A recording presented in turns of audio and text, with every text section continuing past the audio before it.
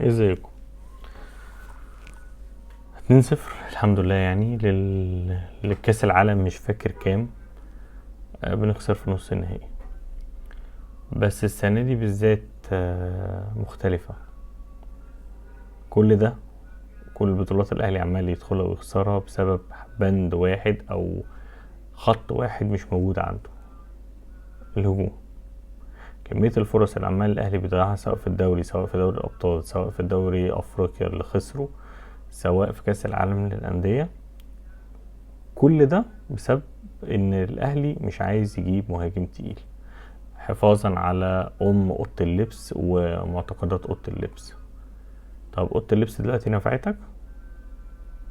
بطوله من اسهل البطولات اللي انت كان ممكن تاخدها في كاس العالم للانديه راحت بسبب ان انت ما عندكش مهاجم. يا ريت الاداره تفكر مره تانية.